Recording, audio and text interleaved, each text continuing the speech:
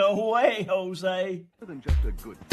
The following footage proves beyond any doubt that the tanks intentionally set the house on fire.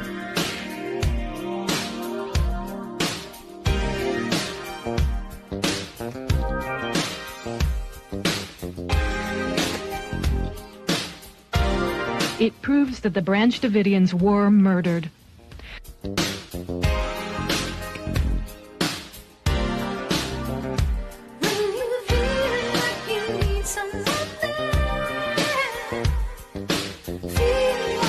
You can see that this tank has a gas jet on the front that shoots fire. You can also see the fire quite plainly.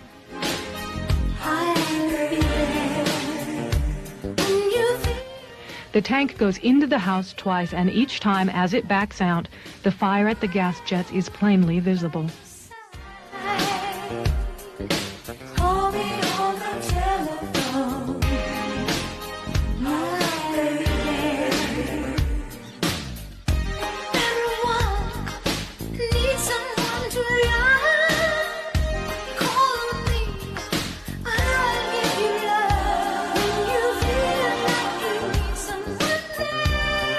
We must all do more to recognize and look for the early warning signals that deeply troubled young people send.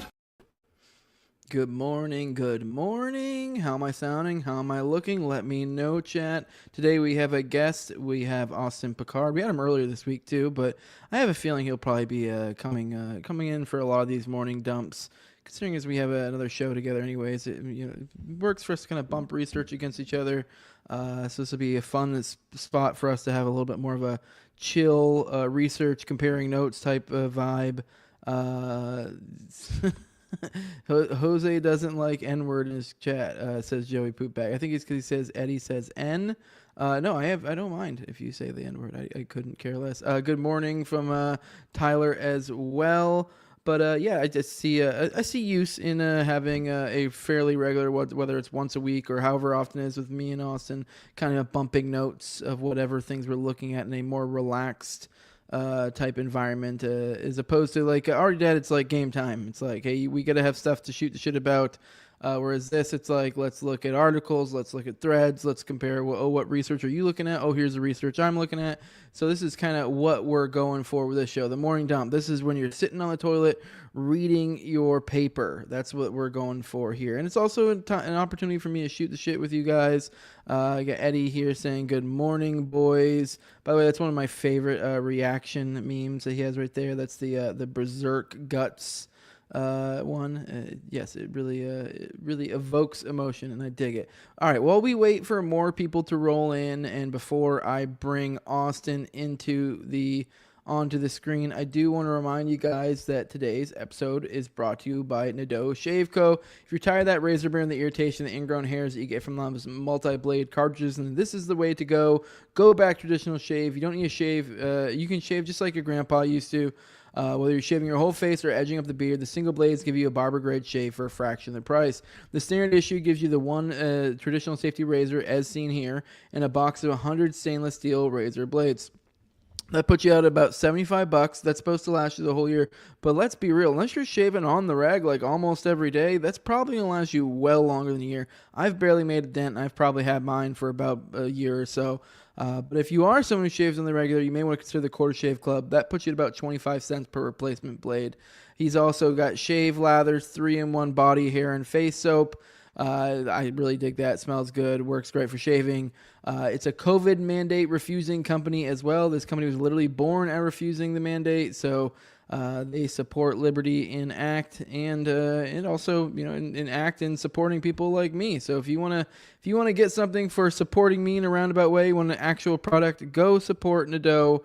Because he supports me. So you're in a roundabout way doing that yourself. So use code Jose for 10% off your entire order.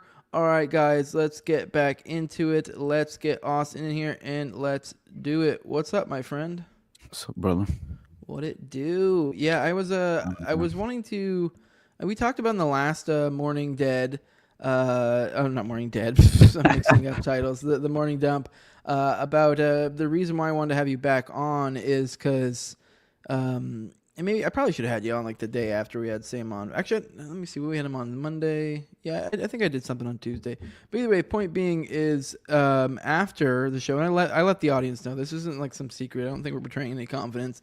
Sam wouldn't give a shit. After the show, he basically kind of was like, "You get an episode. You get an episode. You get an episode." To like everybody, basically. Right. But essentially, it sounds like there probably will be getting a likely and already dead tinfoil hat episode. I believe I haven't emailed him. I don't know if you have yet. One of us has to at some point. Right. We were gonna wait. It's kind of like when you get a number from a girl, you gotta wait. You don't want to seem too desperate, you know. Exactly what it's So like. yeah, see, we're gonna hit him up, and as I was telling the chat yesterday, or telling telling the audience yesterday, the way it usually works on a lot of big shows, and or particularly tinfoil hat generally, is that when you have a guest come on, they'll ask you to send over like an email with some like bullet points or whatever. So point being is like we have, and he didn't ask us on for any sort of specific topic, and we did kind of almost were shooting the shit after the thing and kind of sort of propose different topics. So I think it sounds like we would almost somewhat have free reign of like, here are the topics we could come with. So we could almost like set the theme ahead of time and like send them over like an email with all the bullet points that we want to cover and theme or whatever. So we can essentially kind of create our own episode in a roundabout way.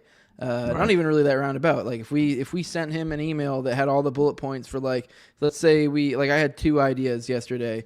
One was like a suicided to play off the already dead theme, the motif, the kind of idea of people that died suspicious deaths or were suicided, and usually a lot of times these are going to be individuals who pose some sort of threat to power. So the Yeekies, the trainers. So we could riff on that all day.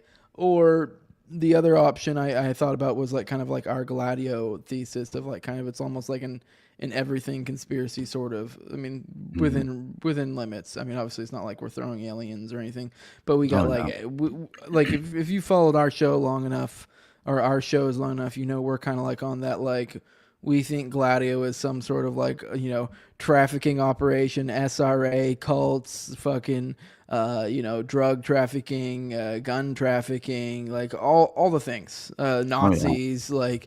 So it's a little bit of an everything conspiracy. So I figured that might be a good way to go because we could, but either way, like we could completely set that up ourselves by just whatever email or whatever we said over whatever bullet points.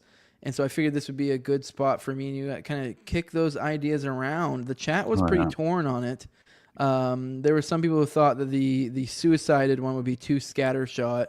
But I don't know if you recall how it is being reviewed by Sam. Scam is scattershot by nature. Right. So if anything, it's almost better to come with a concept that like serves his interview style. Exactly.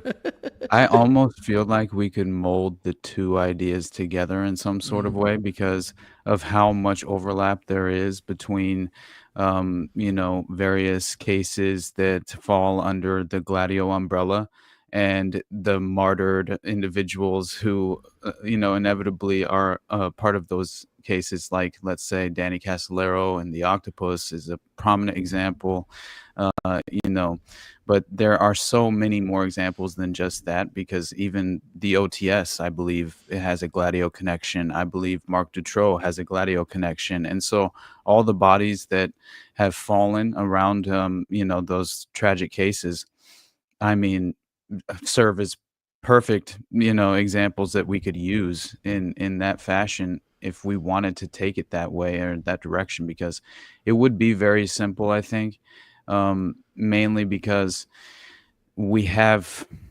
no like lack of opportunity when it comes to pointing out prominent examples of martyred individuals like Casolaro. So I mean, you just go through our intro alone, right? We could just mine a few of those and bring those to the table as well. But I don't know, man. Like, it would be probably, I can't see how we could go wrong with the Gladio approach, because I think that also includes just the wide range of domestic terror operations, which that involves mass shootings, right? That involves domestic bombings, I think the only issue we're gonna run into with that Gladio one is it's a lot harder thing to describe, like conceptually, and also like to some extent you want to keep the thread tight somewhat. Right. Like so going his interview style where he does kind of go all over the place may make it a little hard for us to keep it on track. But luckily with something like Gladio, it has so many different like, you know, if we fall over into this conspiracy, it's like we can still, there's a lot of different threads to pull it back essentially. Oh yeah. To or like pull it back to the main idea, because we can get off on, I don't know, like Boston bombing or something. You know, Colonia Dignidad is a wait, no, not Boston. I'm thinking like Pulse, like the Pulse nightclub or something. Pulse nightclub, and then next thing you know, we're talking about Finder's Cult. So the range of like that you can pull from. Oh, here's the elements of this hypothesis that we sort of have over in this one conspiracy. Here's the elements in this other one. You can kind of just. So point being is, if it does get off track, you can still easily pull it back. Not quite as easily as like a suicide narrative. Because those are in literally just about every fucking deep event. You're like, it's just a matter of that, like naming off a handful for each deep event, you know? Right. So, I mean, how we were talking last night, I mean, this is for the people about the patrons or the poors will find out a week from now, like the people who died in just Watergate. And you're like, oh, you know, like, and you're like, most people think that's like a boring one and like low stakes. You're just kind of like bureaucratic, you know, fucking monotony. And you're like, no, motherfuckers dying and shit. Absolutely. Yeah, and it's more than just, you know, motherfuckers dying and shit too, because it's very much a window into kind of the sinister operations of really just tying off loose ends in the intelligence community and how the intelligence apparatus operates in general. It very much seems as if they will take care of their own until the time comes, right, when either you become too overexposed, right, and no longer a viable asset to protect in the first place, or I would say most often individuals become too confident. Like we used Lewis Russell as an example last night, but they become too confident and usually wind up running off at the mouth and wanting to cash in to some degree. But usually that means they're going to expose the operation to one extent or the other. And that is when the trigger is typically pulled. And it's interesting to see like a brief window into how they are willing to conduct some sort of domestic assassination attempt, even on a journalist, like we talked about last night. I always find, honestly, either way we go with this, probably more so the suicide angle or whatever, we would be able to talk about the church committee and all the shit that they did, which we talked about a little bit last night as well, kind of like the heart attack, stuff like that. But just the idea, the degree to which they had like, I guess almost regimented or bureaucratized murder in the CIA. So, 100%. Yeah, I found out that, you know, I already knew that there was audiovisual blackmail at the Pink Ballet events in the Dutroux case, but I didn't know how closely related it really seems to be to the same playbook of Confessions of a DC Madam with the Craig Spence operation, Franklin, just Epstein. I mean, my God, what did I think it was Virginia Roberts who explained the first thing she was shown was the various cameras set up and the camera rooms set up and the audio visual that had been basically implemented at such a ridiculous high-tech level in Epstein's house, like properties, right? And I believe she was shown that they were filming you in the bathrooms. They had every single room in the house was under surveillance, and the same goes for the Dutroux scandal. It's very interesting reading through how many different, cases there were that seemed to provide these similarities of clinical hypnosis and audiovisual blackmail being involved. So there's like a layer of mind control in every aspect of a lot of these sadistic abuse networks, like the Dutroux network. But I find it interesting because the Kinkora Boys Home, same exact scenario, right? When they set up, they had the offices right down the road where they would have diplomats come in, and they had like a full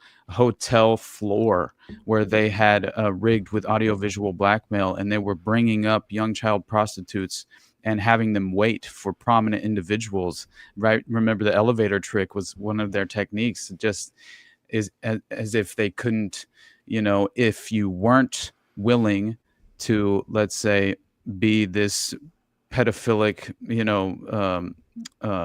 like clearly if you didn't have pedophilic tendencies, then they would still be willing to use this additional technique called the elevator trick to compromise you just by happenstance and being in the wrong place at the wrong time and in a picture with the child prostitute, not being able to explain yourself. But Douglas Caddy is another perfect example of that, the original attorney for the first Watergate 5. And because he was approached, it's so crazy that in early April, right, of 1972, 2 months before Watergate, Howard Hunt calls up Douglas Caddy and says, I want you to join me and Lawrence Houston, who was the general counsel to the CIA. I want you to join me and Lawrence Houston for drinks on the Maryland side of the Potomac River at a restaurant. He didn't disclose to Caddy what this meeting was about, but when he got there, he was offered a job with the CIA. Remember, Douglas Caddy's working at Mullen and Company with Howard Hunt at the time that holds this CIA cover contract. So then Douglas Caddy claims that this offer came as a surprise to him. And Lawrence Houston, the general counsel, said that upon accepting this position, we would want you to go to Nicaragua and construct and open a luxurious hotel there. And we would lure the Sandinistas leaders to the hotel and videotape them and entrap them in a typical CIA blackmail operation. Mm-hmm. So that's exactly the status quo. That this is a technique that's been exploited for generations, right? And it's nothing new. So I see Epstein and Diddy as just an extension of Kinkora, and right, and what they're trying to tap Caddy. They view him as an individual they could trust, right? They could send him out at the very least. They could trust him enough to run this operation, and he claims that he wasn't willing to engage in such cloak and dagger behavior. But my God, I mean, he's working for United Fruit Company at a certain point. This man's like, it's crazy, the connections to the establishment, right? Yeah. By the way, I guess we've been pronouncing it wrong this entire time. Apparently, it's from Joe, a sneaker lover, said it's pronounced Dutroux, not Dutroux. All right, I'll probably still call him Dutroux out of habit. But, I've heard it pronounced, kind of a few different ways, but yeah, I don't know. Yeah. It's hard for me to switch back and forth. Yeah, we got Redbeard in the chat saying, morning fags. Speaking of fags, is there a possibility to get Milo on Tower Gang? Yeah, probably a pretty strong possibility. I believe he follows Clint and Top, and I believe they've said something about it before, and he just kind of I don't know. I really think either way he could. We probably could easily get him on if we really pushed, or if you guys pushed. So just tag Milo, say hey, go on Tower Gang. So yeah, it's definitely a strong possibility. All right, guys, let's talk about a little bit of news for today. Real quick, let me share this screen. We had Matt Gaetz dropped out as Attorney General. I know we've been talking about him a lot lately, kind of like I don't know, I feel like I'd probably softened up on him a little bit. Did you hear about a sex tape with him? I talked about this yesterday. Yeah. I don't know if it got released, but all I saw was reports that a hacker supposedly had it. Had made claims that they had it. That's all I know. Yeah. So that was where it was at. So it was kind of very much felt like, somebody somewhere said something. You know what I mean? Like someone saying, hey, like the FBI or something out there is like, hey, I have your shit. It's kind of like, it's almost like a veiled threat is kind of what it is. So I don't know whether it's a bluff or not, but he dropped out. So maybe it had some, maybe there was some there. We got Matt Gaetz here. It says, I had excellent meetings with senators yesterday. I appreciate their thoughtful feedback and the incredible support of so many. While the momentum was strong, it is clear that my confirmation was unfairly becoming a distraction to the critical work of the Trump-Vance transition. There is no time to waste on a needlessly protracted Washington scuffle. Thus, I'll be withdrawing my name from consideration to serve as Attorney General. Trump's DOJ must be in place and ready on day one. I remain fully committed to see that Donald J. Trump is the most successful president in history. I will forever be honored that President Trump nominated me to lead the Department of Justice, and I'm certain he will save America. So he's dropping out. Some people had pointed out, I was like looking through the comments here, that it's weird how he was like the only one, I guess, who wasn't actually bought by AIPAC. And now we have this instead. We got this individual named Pam Bondi, which I don't know much about her. But here's a little... Well, we're not going to play probably the full minute and 45, but she did campaign for Jeb Bush back in 2016. So I don't know. Make of this what you will. I mean, here's a little bit out of context, just speech. So I guess you can't judge it too much by it. I've heard she's quite the Zionist, so it's just kind of one of those figures. He knows that when it comes to the character of leadership, there is no compromising. He has shown that time and time again with his proven leadership. He always has, and Jeb Bush is the candidate who has the experience to back it up. He's not simply cast a vote. He's done things.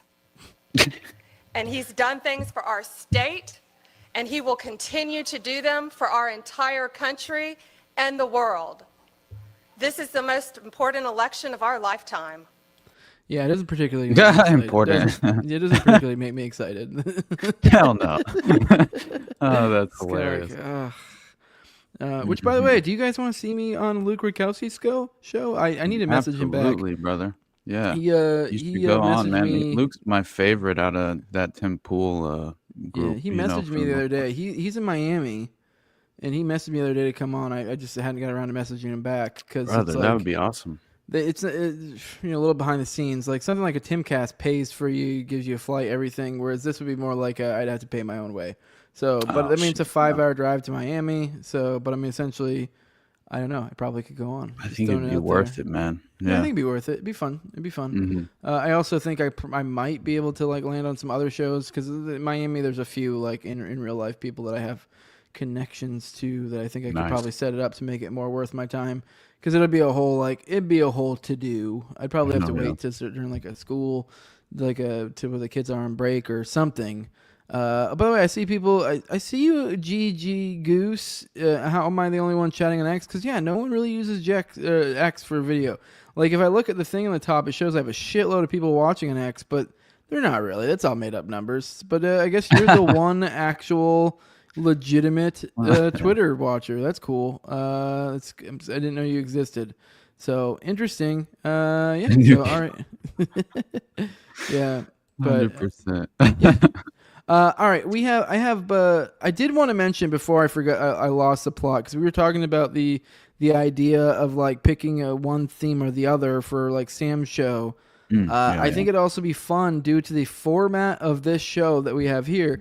That especially since I'm assuming, whenever we do finally email him or whatever, that we probably won't even get booked for like a month, 2 months. So we have time. That's typically how it works. Yeah, that's how it works. I mean, it's usually pretty booked out. I mean, this dude's so big he was on Rogan literally right before Trump. Okay, that's how big this dog is. But but point being is we would have plenty of time, and so there'd be a lot more episodes that would happen in the meantime. And we could literally, the way this show works, we could literally put together our little like research, like a quick reference thing on here. Like I could probably pull up a PowerPoint or whatever different thing that we use, and we could literally bring it on the screen while we do this. We could like copy paste notes, alter notes as we go, and so it'd be kind of like, I don't know, I just feel like that'd be fun because we're literally doing research, kind of throwing things together. I don't know, maybe that'd be too in the weeds, maybe that'd be too much. Maybe people wouldn't like to follow along that closely.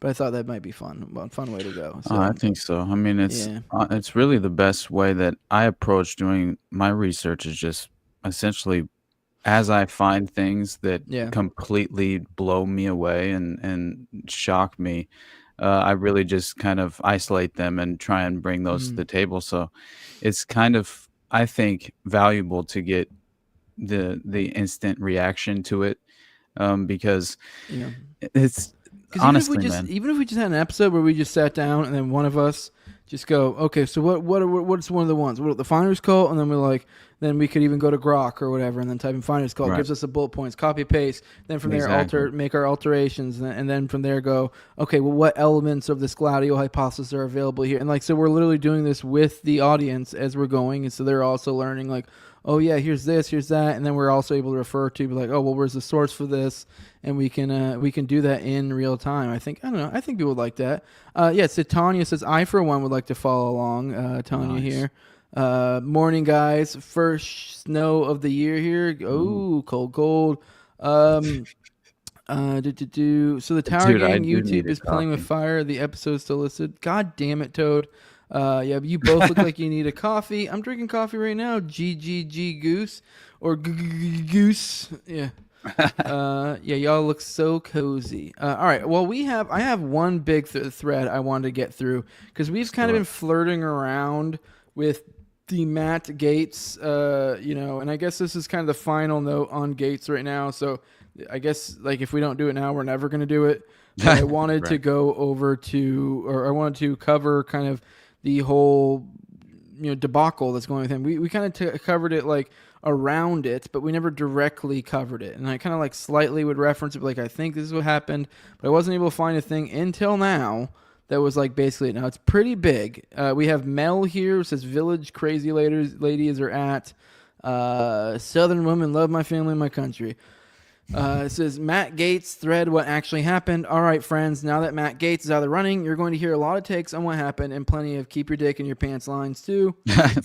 And while that's always good advice, the story I'm about to share goes way beyond anything you could possibly imagine. So if you're interested in the whole story, consolidated in one piece of what really happened with and to Gaetz, take a seat and let me tell you a story. Part 1, The Tax Collector. The story begins in fall 2019 in Florida with this man, Joel Greenberg, which if you've been following along, I believe the last time, this is actually primarily the episode I had you on, so this actually works out well. We're talking about this now. We talked about Joel Greenberg and how that ties into like Proud Boys stuff and January 6th and then there's a few other background. There was a few other weird little rabbit holes we went down just following along this guy and his connections and stuff, or the people he was connected to. We weren't even like IDF, following him primarily. Well, that was the people who opened the doors in January 6th. So that wasn't this guy. Although the other guy had some sort of Israel connection. I think I want to say that was the one that was the guy he owned a business with. That made the 1776 manifesto for the Proud Boys. Yes, that was it. That was it. Yeah. So that somehow ended up doing Enrique Tarrio. Like it's the guy that owns this business. So the guy that tried to blackmail Gaetz, which we're about to unfurl all that, owned a business for the guy who also was the guy who fed Enrique Tarrio the like prime thing they were using in court to make the Proud Boys in some way culpable for their actions. I don't know how to explain that. Essentially, there was this like renowned 1776 manifesto thing that was like their smoking gun when it was like it was from a guy who gave it to somebody who gave it to Enrique Tarrio. So, and it was this guy. It was like the guy who worked with this guy. I know it sounds incredibly schizo because you're like a guy that knew a guy that knew. You're like, well, it's really like one person removed. Works though, man. Yeah, it's just weird. Yeah, you're like, dude, how is this? This nexus here. Anyways, at the time, Joel Greenberg was 2.5 years in his first term as a tax collector for Seminole County. Greenberg is your classic rich kid who drinks through life lighting fires, or who dinks through life, life lighting fires while everyone else is forced to put out. Never landing hard because daddy's money always catches fall. You know the type. We all do. And Joel approached his role as tax collector no different than any other. By fall 2019, Seminole County was awash with rumors that the federal investigation into Greenberg's crypto scam with tax collector dollars. Oh, okay. So this is where the crypto thing comes in. This is while he's still, I'm guessing while he's still the tax collector or something. Yeah. Yep. This is during. So when he was a tax collector, he took up a crypto scam. So took up a crypto thing. Whether it's a scam or not, I guess is the alleged. But I don't know. It makes you think, where's this money coming from? And it's weird that you kind of essentially are handling the tax money. All right. These rumors inspired a local music teacher, Brian Butte, to throw his hat in the ring and challenge Greenberg in the Republican primary slated for the following year. Despite the many advantages Greenberg held over Butte in the race, Greenberg's significant criminal activity as tax collector likely contributed to him becoming obsessed with destroying Butte both publicly and privately. So throughout the late 2019 and into 2020, Greenberg rolled out a series of ever-escalating smear tactics targeting Butte. They started rather typical, labeling Butte, who is from Michigan, as a carpetbagger. But they grew increasingly viscous, which I don't even know what that's supposed to mean. He created fake Facebook profiles pretending to be Butte's students, leaving comments on public posts trashing Butte as an awful teacher and a pervert. I want to look at this real quick. The stalking charge against this is from clips from something else. The stalking charge against Greenberg alleges they used a pseudonym to send letters to the middle school where Butte is a teacher, falsely claiming that Butte had a sexual relationship with a student. Greenberg allegedly set up a fake Facebook page making the same charge and set up a fake Twitter account in Butte's name promoting white supremacy. All right, yeah, this guy. It reminds me of Gletty, who's like, I'll just create a website and call you a pedophile. That's fucking right. That's right. I didn't even think about that. That's wild. Right. That still fucking fucks me up when I think about that. And like, you said that right to my face. I'm like, whoa. What is this, a veiled threat? All right. Anyways, Greenberg's antics finally reach an apex where it's like, haha, you're gonna ruin my life. Sorry, just kind of fuck with me, like, oh. Right. Greenberg's antics finally reached an apex when he mailed handwritten letters to the administrators of the school where Butte taught, accusing him of sexually assaulting students. Greenberg probably didn't expect those letters to be taken so seriously, or else he likely would have been a little more careful. Pelosi was not. When the letters were turned over to the local sheriff's office, both his fingerprints and DNA were lifted from them, and he was arrested on June 23rd, 2020, and charged by the DOJ with stalking. At the time of his arrest, Greenberg's phone was confiscated and searched, and believe it or not, this is where his real legal troubles began. On his cell phone and later home computers, police found evidence of Greenberg committing damn near every crime in the book. Embezzlement, drugs, prostitution, identity theft, wire fraud, crypto market manipulation. But the silver tuna, this lady uses some weird sayings. Right. I've never heard that one either. Terms, yeah. The silver tuna. Okay, it was a series of messages that occurred in the late spring through early fall of 2017 between Greenberg and a then 17-year-old girl discussing, among other things, their many sexcapades around Florida and beyond. Okay, so Greenberg was messaging this girl, and I'm assuming, because I know this is the thing everyone says, I'm assuming this is where we're getting to Gaetz and a 17-year-old, because that's what I've heard a lot. Mm-hmm.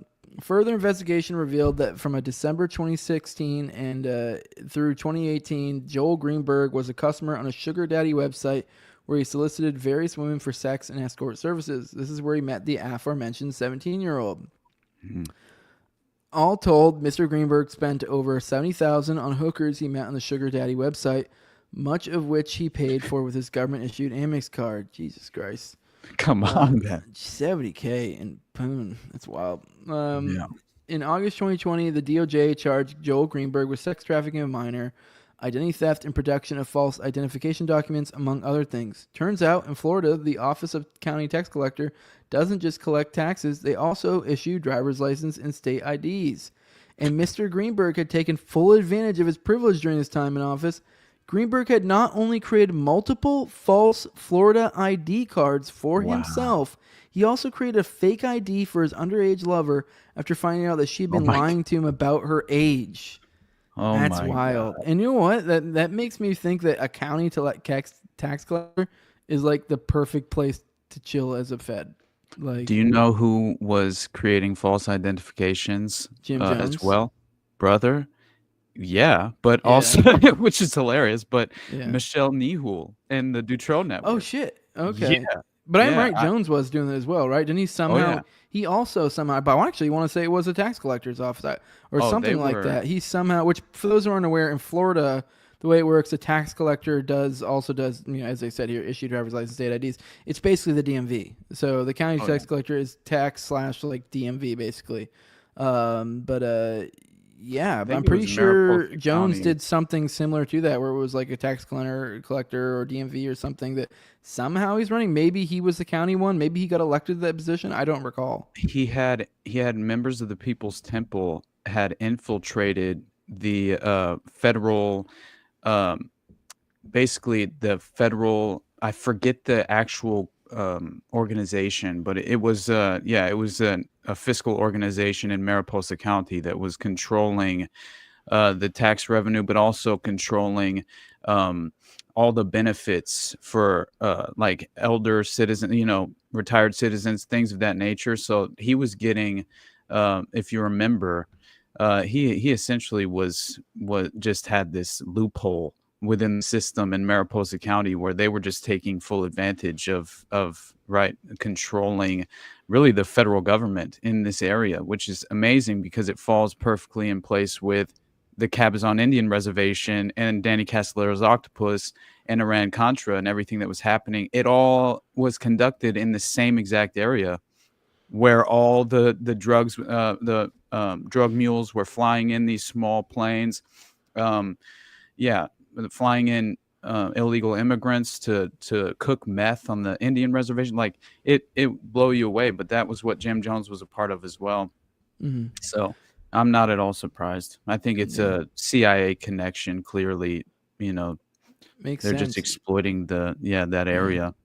Because who the fuck pays attention to your county tax collector?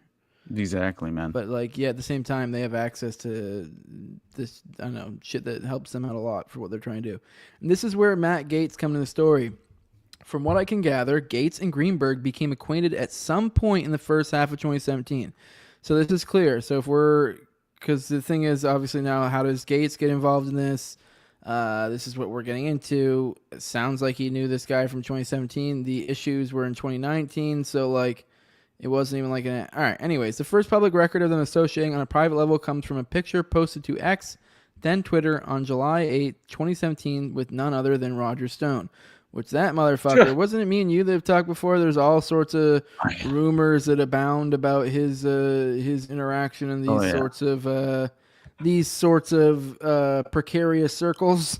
Absolutely. Yeah. No, Roger Stone is like this guy fucks. Yeah, I believe that he is legitimately a sadistic pervert. Like I 100%, I don't think that's even in question, especially when you realize his connections with Roy Cohn, and I think that's undeniable at this point. The level of human compromise in this what's been called the protection racket. He was very much involved when Detective Jim Rothstein. He said, watch for this guy, Roger Stone. Jim said in an interview in March of 2008. He said, I saw him give an interview about Spitzer, right? And keep in mind, Elliot Spitzer and was with the Emperor's Club prostitution scandal that broke in the same year of 2008. The first person, basically Jim Rothstein, took these organized pedophile rings and, of course, the arrested Watergate burglar, Frank Sturgis, who claims that there was a pedophile list involved. And he testified before the New York State Select Committee on Crime. And he gave basically a statement on Roger Stone. And Jim was referring to, essentially, he says that after this interview about Spitzer with Roger Stone, a few days after, he said he thought he recognized him, and so he looks into him, and he looked back at his old investigations and remembered that he was part of Roy Cohn's whole thing. And so Jim was, of course, referring to Roy Cohn's sexual blackmail operation. And according to Jim, this operation was conducted under the guise of fighting communism, which is just Gladio all day long, right? And if you remember, Jim Rothstein has military intelligence ties, right? But I won't keep down this because it's just too elaborate for as far as the sexual blackmail operation that was compromising politicians with child prostitutes. But it was Roger Stone and Roy Cohn who were working hand in hand in this, using young boy prostitutes, all right, to compromise politicians. And so it's, yeah, I don't think that he's anyone to be trusted, and shouldn't really never be given some sort of positive. JC says Stone is so shady, yet the right gives him a free pass because of the MAGA grifts. Yeah, that gets you away with a lot if you just run the MAGA grifts. I think it's safe to say that two became friends, but how good of friends, that's up for debate. But there was a relationship. After getting arrested in June 2020, at some point, Mr. Greenberg, or their lawyers, approaches Bill Barr's DOJ with a proposition. He claims he can provide evidence that a sitting Congressman, Gaetz, had engaged in sex acts with a minor. Bill Barr's DOJ then proceeds to open a secret investigation into these allegations that remains a secret until it's leaked the next spring on March 30th, 2021 by the New York Times. Part 2, The Man in Iran. Faithful viewers of Tucker Carlson were treated to a peek behind the D.C. curtain on a random Tuesday night in late March 2021. Earlier that day, the New York Times had released a bombshell story alleging the DOJ had opened an official investigation into Gaetz over allegations he engaged in sex with an underage girl. Following Tucker's opening monologue, he introduced Matt Gaetz and gave him free rein to tell his side of the story. Anyone watching is unlikely to soon forget the absolute bizarre story that Gaetz proceeded to tell. It involved a $25 million extortion threat against his father to help free an American hostage in Iran that would then be paid back with a presidential pardon for Gaetz on all these charges. Gaetz demanded that the FBI release these tapes they had in their possession of the recordings made by his father in interviews with his extortionist. He didn't hesitate for a second to name the alleged extortionist, David McGee. Said he was a former prosecutor for the Northern District of Florida who now worked at the prestigious Biggs and Lane law firm in Pensacola. He was resolute and unafraid when talking, yet he sounded like an absolute lunatic. I know, I was watching live, and I wasn't the only one. Tucker was clearly extremely annoyed and unconvinced by the end, and yet 3.5 years later, I now know that everything he said was true. Bob Levinson was the man in Iran. The official story about Bob Levinson is that he was a retired FBI agent who was contracted by a semi-off-the-books CIA unit to run a covert op in Iran. He was Wait. Say that one more time. Okay. Bob Levinson, okay, there was something to do with Gaetz supposedly, what was it, the fucking, getting a man out of Iran or some shit. That was somehow tied, this ties into the extortion, threat that Gaetz is using to explain all of this, which we're still kind of, figuring this out as we go a little bit. Right. Where we were. So Bob Levinson was that man in Iran. The official story about Bob Levinson is he was a retired FBI agent who was contracted by a semi-off-the-books CIA unit to run a covert op in Iran. No. Think about all the levels of degrees of what's the word I'm looking for, of separation. Right. Retired FBI agent contracted by semi-off-the-books CIA unit to run a covert op. It sounds like Watergate, man. I know we talk about it so much, but it's just the layered operations, right? He was kidnapped from Kish Island following a meeting with an American fugitive living in Iran that had been arranged by a former NBC producer named Ira Silverman. So he supposedly Mockingbird asset. What the hell, dude? All right, this thread is already long enough, so I'm not going to speculate what I think, but there's plenty out there if you want to go chasing rabbits. So Levinson gets kidnapped in March 2007, and his disappearance was acknowledged by George Bush in June 2007 as concerning. But no one from the federal government will admit that Levinson was working for the CIA. Unbeknownst to anyone at the time, from 2009 to 2011, the FBI was running its own covert operation to get their retired agent back, and they had devised an ingenious plan to keep the whole thing off the books.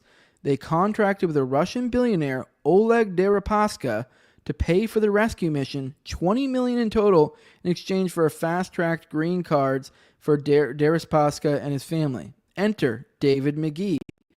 During his time at the DOJ, McGee worked in an organized crime task force. That's how he knew Bob Levinson, who specialized in Russian money laundering.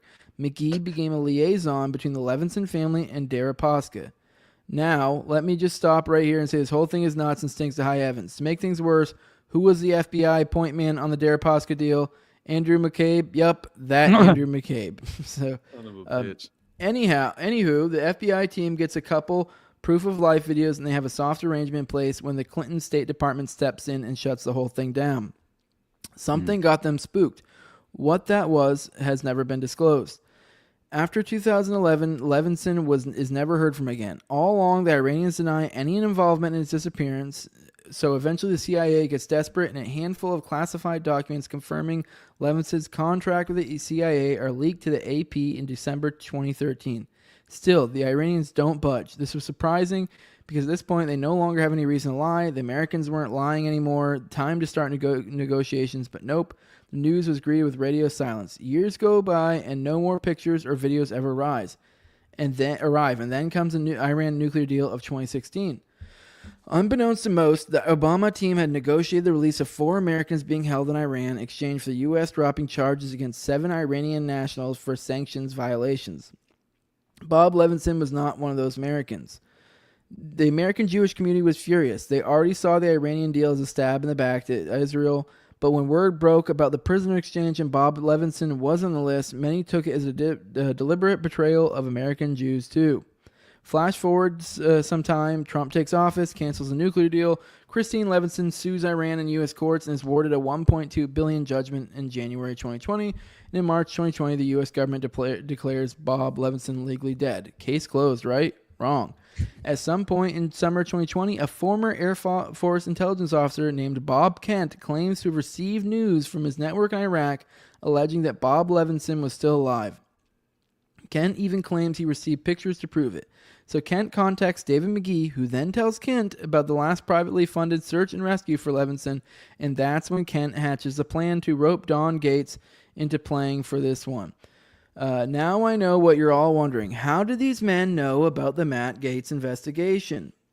To my knowledge, that has never been revealed. If I had to guess, I'd say someone at the DOJ or FBI leaked that info to McGee, who then told Kent about it when he was contacted. But that's still only have the answer. I think it's a typo. This is a part of the story where I start spiraling. I start wondering just how long this plan's been in the works. Nothing adds up, but for now, I'll spare you my suspicions and stick to what I know. Part 3, the grand plan. It was March 16th, 2021 when Don Gaetz received the first text message from Bob Kent about his grand plan. I'm assuming Don is Matt's dad, by the way, because I know he's involved in this somehow, which is what we're talking about right now. In exchange for Don fronting Mr. Kent's rescue mission of Bob Levinson, so it sounds like Matt's dad is fronting this guy, and then I guess it sounds like down the line somehow Matt gets dragged into this. Unnamed agents with powerful contacts in the Biden administration would convince the president to give Don's son Matt a full presidential pardon on his looming sex trafficking charges. Oh, so that's how this is tied. Oh, so these are almost separate, but it was framed in a way, because the way I heard it before was that it was like he was making it out like this was made up and almost like obviously he thinks it's made up. I don't know. Like they were the same thing. Like these are separate things. You know what I'm saying? Like They're connecting it in that like they're extorting his dad to help with this op, and then they'll make this thing go away for Matt, if that makes sense. Right. Yeah. All right. Anyway, it's the price $25 million. So it sounds like Don is fronting this whole mission, and in exchange, and it's for $25 million. In exchange, Matt, the shit's dropped. All right. Mm-hmm. Naturally, Gaetz Sr. was incredulous. What in the world was this man talking about? Matt wasn't facing any sex trafficking charges. Don called Matt, who immediately told him to contact the local FBI office. The FBI suggested that Don meet with David McGee wearing a wire, and Don agreed. However, just before the meeting took place, Don requested a written acknowledgement from the FBI on the purpose of this investigation and meeting. He was worried something he said could be used against Matt in the case they still didn't know anything about. The FBI was reluctant at first, but they eventually agreed. The very next day, the New York Times ran the leak on the DOJ's case against Gaetz. Okay.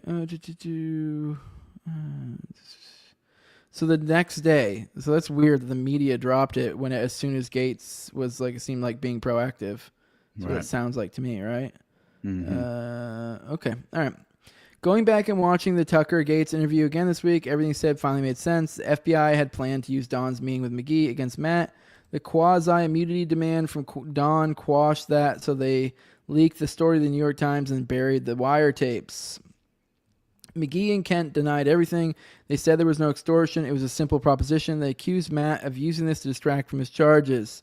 Which I guess I did kind of distract from his charges, if you think about it, because like even me, from my little bit I knew about this, I thought this sounded like, I don't know, I had a completely different idea in my head of what this was. I didn't realize these were like two separate things, if that makes sense. Right. So like I guess this was already a looming thing, and some Fed out there found out about it and used it against his dad. Mm-hmm. That doesn't mean that the original thing. I mean, it could be bullshit. I mean, it doesn't make it look good if the Feds are using it as leverage. Right. But anyways, third man was eventually charged with wire fraud in relation to the case, and then the FBI just drops it all and pretends like none of that happened. But wait, there's more, because this story wasn't already weird enough. So the time that Don Gaetz was getting these messages from Kent and McGee, Scott Adams, the Dilbert guy, receives a message from an acquaintance of his, Jacob Novak, who works as a media director for the Israeli consulate. This one arrives the Saturday before the story breaks. So here's a text. Scoop, I can't report. Rep Gaetz is the subject of a secret grand jury probe of sex with minors and possible murder conspiracy. I trust the source. Chargesless accusations, apparently very credible. All right, geez. The next two arrive on Wednesday, the 31st, after Gaetz went on Tucker and revealed David McGee's name to the world. All right, let's look at this. The allegations against him do not sound credible. I don't want to believe them, but my source says it looks bad from closer in. I'm betting against it, but the extortion counterclaim sounds credible. Has witnesses, apparently. Okay. This backstory is this is screwing up my efforts to free. Oh, the backstory is this is screwing up my efforts to free Bob Levinson. Gates' dad was secretly funding us, so I'm very much wanting this to be untrue. I've got a commando team leader friend of mine nervously waiting for wire transfers to clear. I don't know. Whoever this guy is Jake Novak. Who's this Jake Novak again? He works as a media director for the Israeli consulate. All right, I'm getting the impression this guy wants this to be true, is the feeling I'm getting. I don't know about you. Definitely. Because he's the one who's complaining this is messing up his efforts to free Bob Levinson. And this is after Scott Adams. It's bizarre we're looking at Scott Adams' text right now. After Scott Adams that doesn't sound credible, and if anything, the counterclaim sounds more credible is what he's saying. So the fact that like you guys are using this to extort him. And yeah. So, because this guy is apparently a guy that's somehow involved in the mix here. All right, I'm not going to read. Or actually, Bob Kent is my lifelong friend, the best person, patriot. I'm also highly doubt McGee extorted or promised anything to Gaetz. Also, the 25 million number is total BS. Now the Gaetz have burned Kent and Levinson. I can clear up 50% of the story that isn't true. And Scott says they have documents. Yeah, some numbers and facts have been altered. The real documents do not extort, and we only asked for 25 million as an estimate at first. We came way down. You think his screenshots are altered? That would be the world's dumbest play. The sender or recipient has the original. And this person says, we do. I guess Scott sounds like a real G here, because he's basically like, you're full of shit throughout here. And this Jake Novak guy sounds slimy as fuck in these interactions. I just gotta say that. Like he sounds like, no, believe me, bro. No.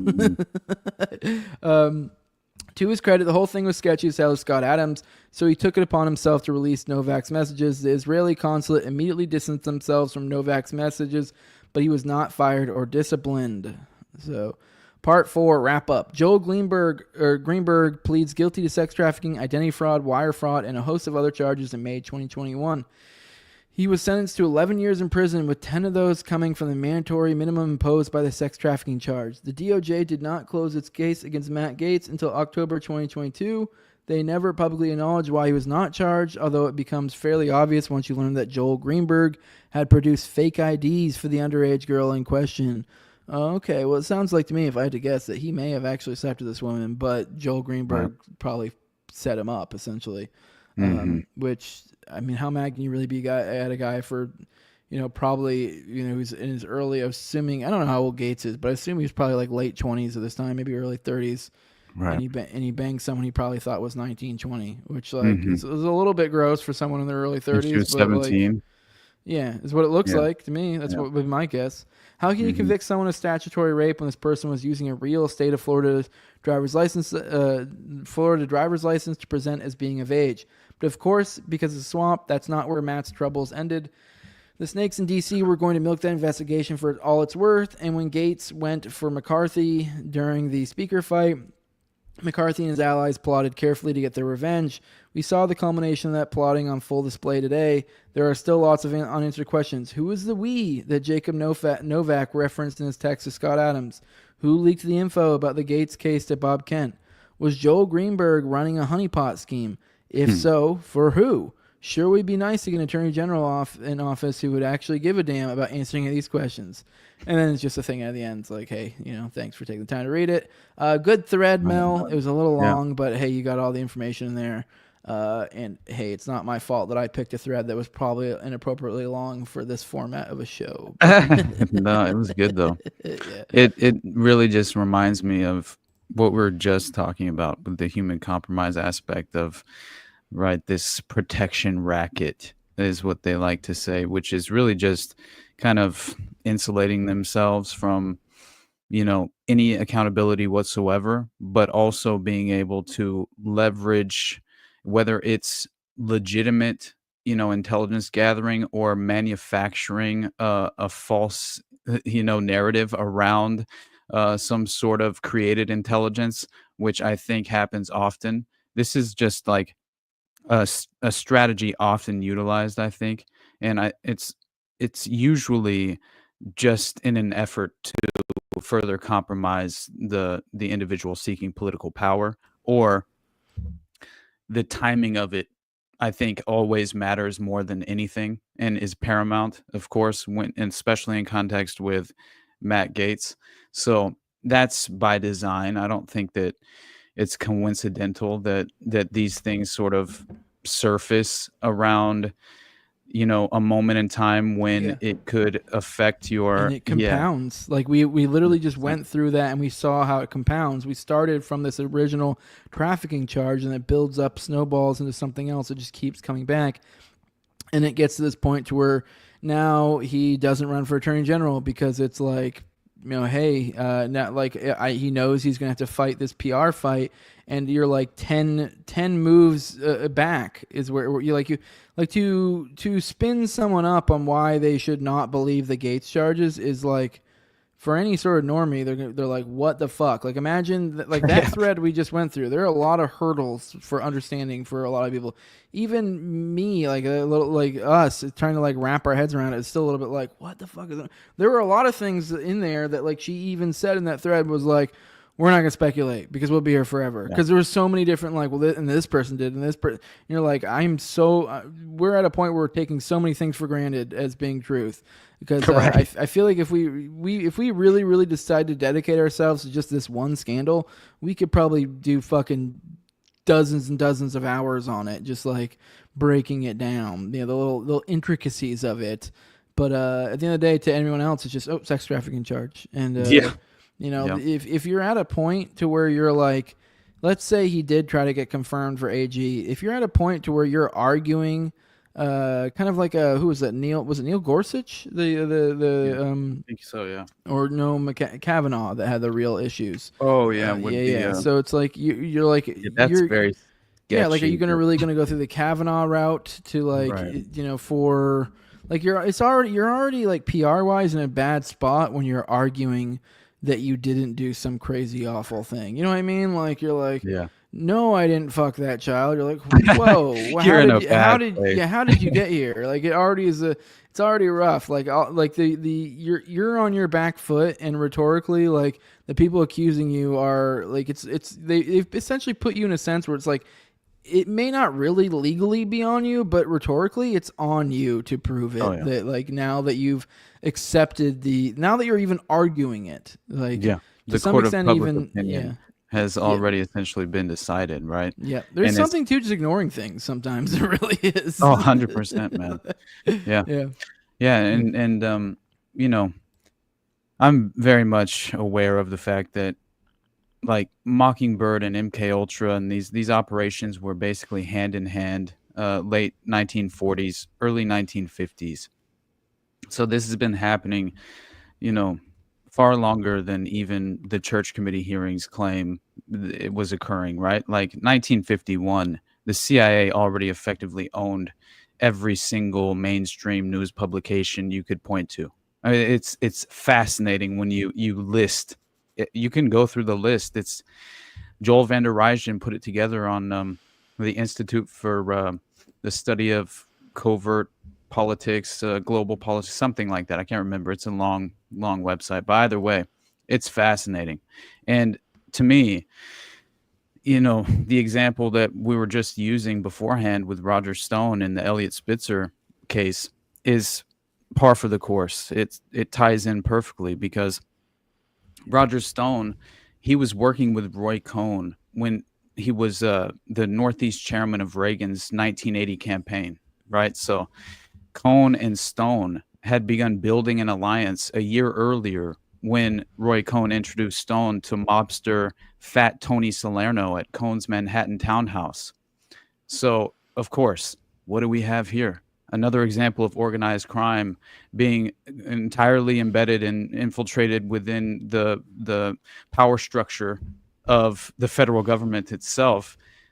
That's no coincidence, man. You know, and right, it's like the intelligence community utilizes organized crime for plausible deniability in many ways.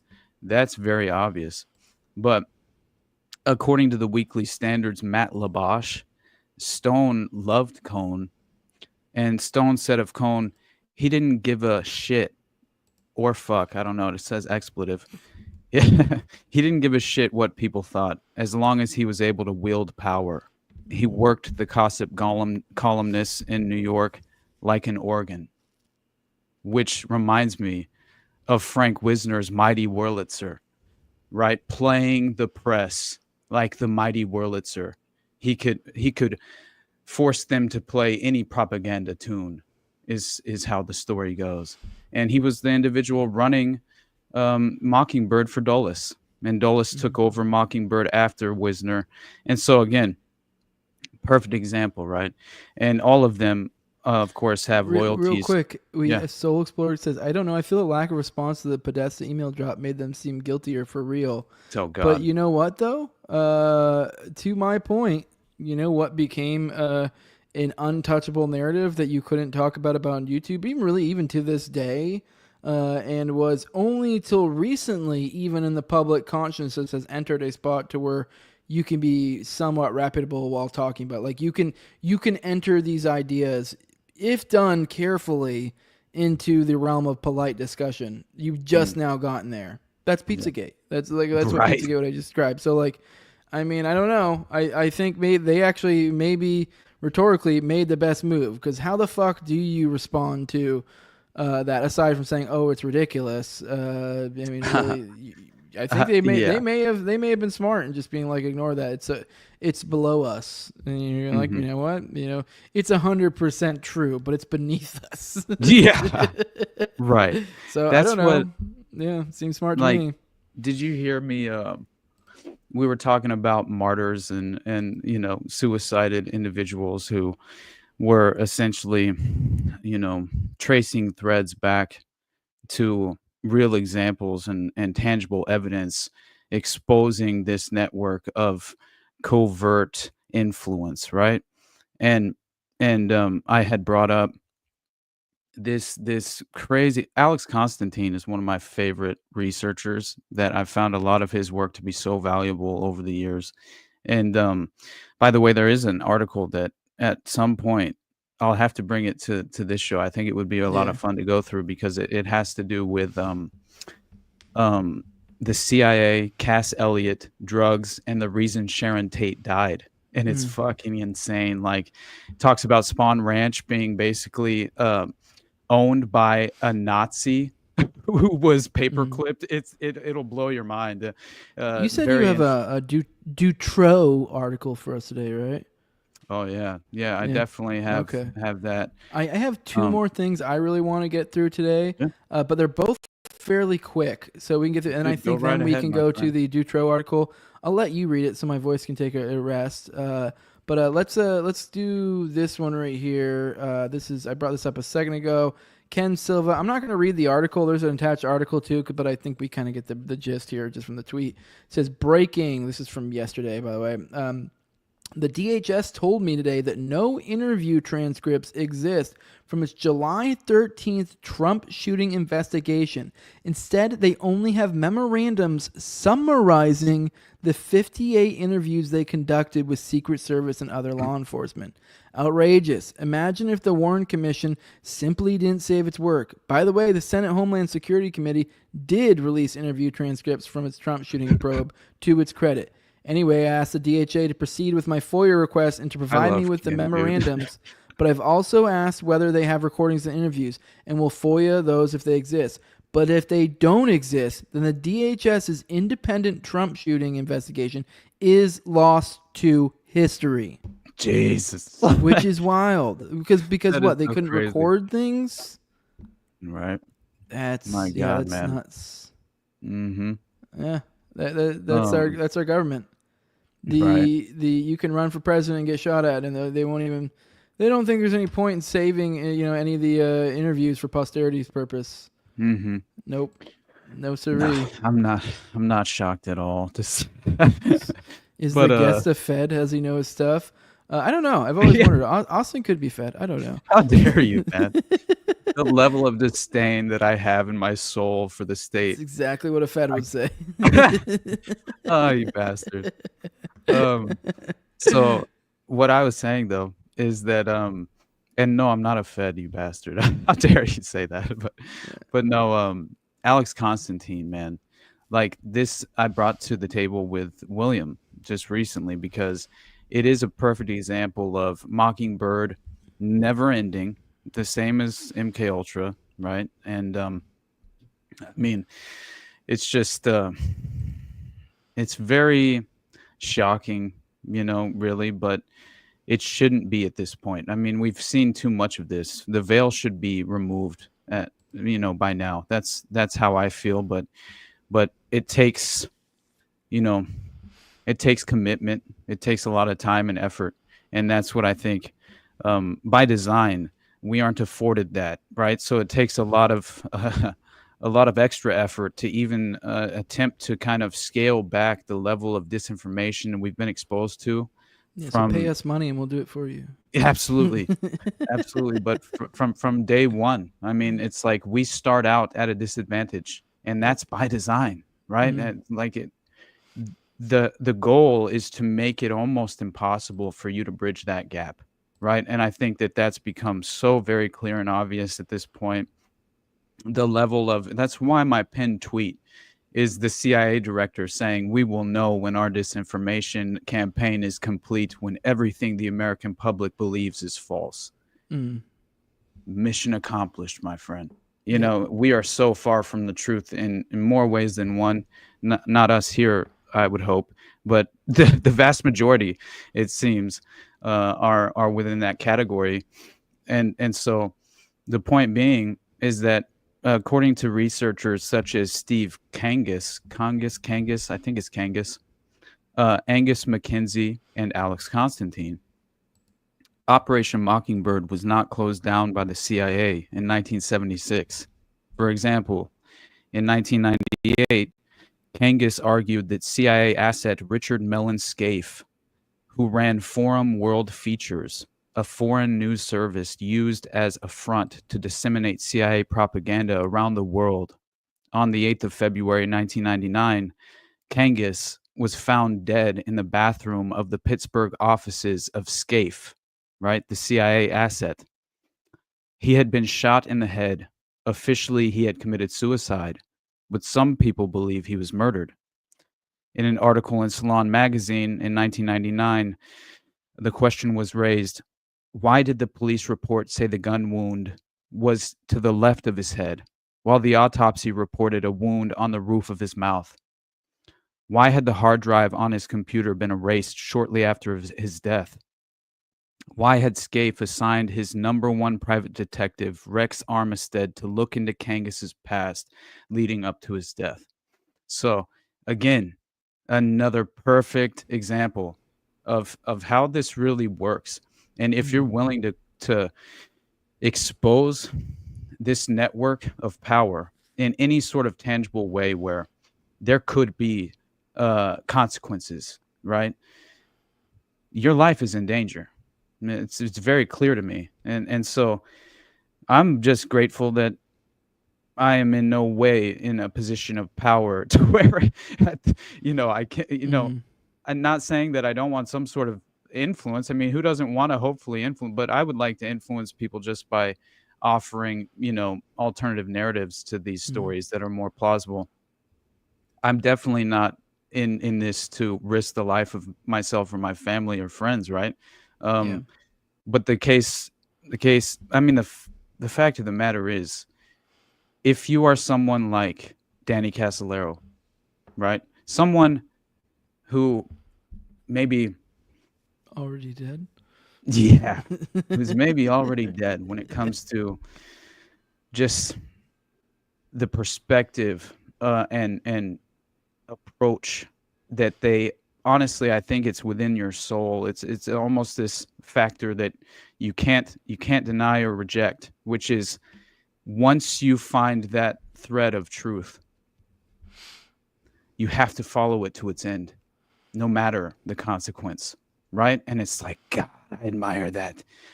You have to admire that. How could you not? It's like, man, that gives you hope, right? Like, yes, there has been such tragic consequences for these individuals, but thank God for them. And thank God for, people who are willing to at least prop them up and promote their values, because without people being willing to risk it all to expose this level of deception, man, I don't know if we can make it back to square one. Yeah. All right, we have I believe this is from Rage Child. I believe he shared it. So I do want to remind you guys on this show, I do take a lot of suggestions from you guys. So probably the best ways is on social media, preferably Twitter. Tag me if there's something you feel like would be appropriate to bring up on the show. This is one of them that Rage Child tagged me in. Also, there's a tab in the Tower Gang Telegram that for the morning show. So if you are a Tower Gang supporter, you can get in on that. Or if you're one of my supporters, let me know if you want to get in that Telegram. I can hook that up, and that way you have a spot. You can talk and drop suggestions as well. But just Twitter works just fine too. So just tag me on Twitter at TowerGangJose if you see something that seems like something you'd want to bring to the show. So Rage Child shared this. I haven't really looked through it yet, so this will be fresh for the show. We'll watch this 2-minute long video, and then we'll talk about it, and then we FOIA'd Aaron Siri SG, or Aaron Siri is this the name of this guy?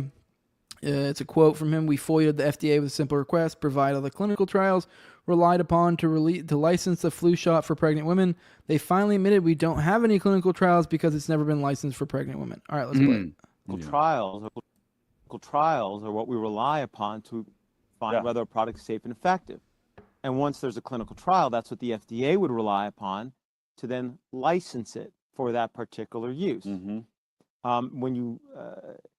So to have a vaccine license for pregnant women, you'd need to have a clinical trial with pregnant women. You'd want to know whether it's safe and effective before promoting it to that demographic. One would think I mean, I'm sure that's what every pregnant woman's assuming when they see a poster that says the CDC says get your flu shot to protect your baby. They're assuming that's been well tested. So so as you said, we FOIA'd the FDA. Simple request: please provide all the clinical trials relied upon to license the flu shot for pregnant women. Right. I distinctly remember the phone call with the representative from the FDA. Got on the phone with me and tried to say, we'll just give you all the clinical trials that were used to license the flu shot. And I said, I said, thank you very much, but my client, ICANN, is not requesting all the clinical trials, just those relied upon to license the flu shot for pregnant women. Right. That's it. And it was a lot of hemming and hawing.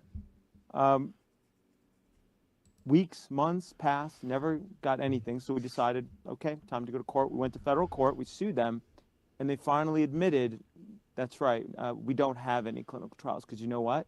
It's never been licensed for pregnant women. That's why, as you just pointed out, though, when you see a flyer promoting a flu shot for pregnant women, does it say the company's name on it? No. Why? Because that's an off-label use. It's not a licensed use. If a pharmaceutical company promoted a flu shot for pregnant women, that would be illegal. Really? Yes, because it's not an approved use by the FDA. Hence, it's an off-label use. Hence, if a pharmaceutical company were to do that, they would be violating federal law. So who does all the promoting for flu shot for pregnant women? CDC. Exactly. That's yeah. Yeah, CDC. That makes a lot of sense. Yeah, that makes sense. Yeah, it's a CDC pushes it since they what you gonna do, bitch? Yeah, and no accountability for the companies themselves. That basically, but that's been happening since the 1986 vaccine injury compensation program. I mean, honestly, there's been zero accountability to big pharmaceutical companies for decades, right? And so, I don't see this as really much different. It's just at such a more drastic and tragic level, of course, and the level of propaganda attached to the COVID shots was just I mean, my God, if you were aware of Event 201, right, the tabletop exercises, this various simulations that were being staged, and this entire thing was a manufactured crisis, and they were legitimately exercising on how the press would react and respond to the most specific, right? I mean, it was basically, how are we going to all work in lockstep to roll out this agenda, right? And that's exactly what occurred. And especially when you point to I'll never forget the EcoHealth Alliance money laundering grant scheme to fund the Wuhan Institute of Virology. I think it was through Ralph Barrick. Wasn't that it? No, Peter Daszak. That was it. Through the nonprofit, because Peter Daszak was linked to the Wuhan lab and also employed as an expert fact checker at Facebook, and was caught up in Fauci's emails, from what I remember, and all of that surfaced. I got RFK Jr.'s book on Fauci. It was actually amazing. As much as, I think that RFK Jr. is potentially compromised by some sort of Epstein sexual blackmail, I do think that he's provided a lot of value in the past, and especially in regard to, public health, and especially in regard to vaccines. And I'll never forget him telling the story on Rogan, man.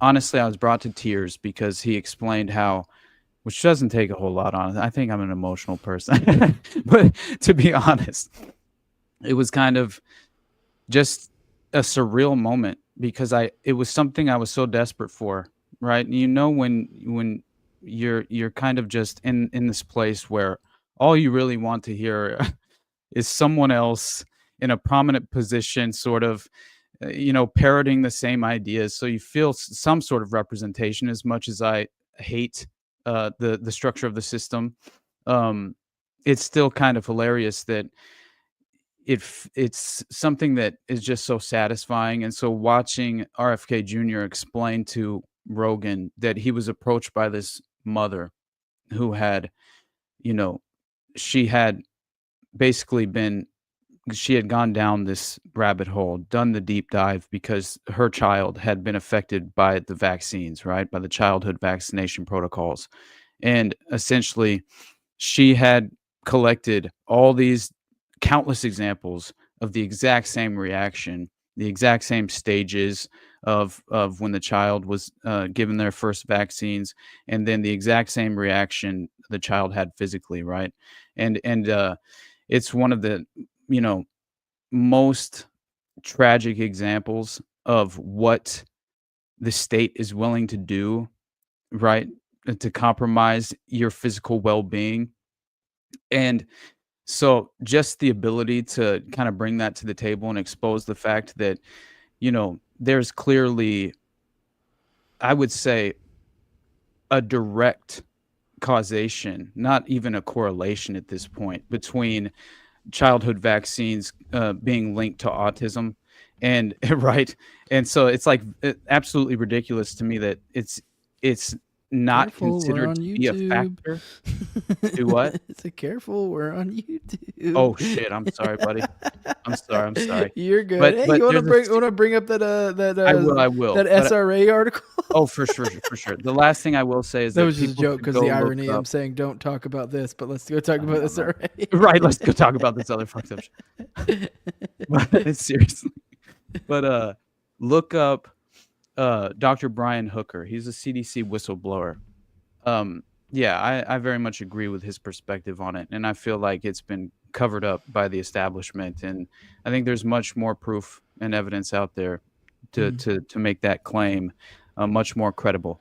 But I'll bring this up because let's go ahead and bring it up. Let's get to this article. How big is this article? I haven't seen it. So. Well, this is very, very long. So honestly, we should only really focus on a couple of aspects of it. I think Michel Nihoul is probably the best thing to focus on since we're at the tail end of this.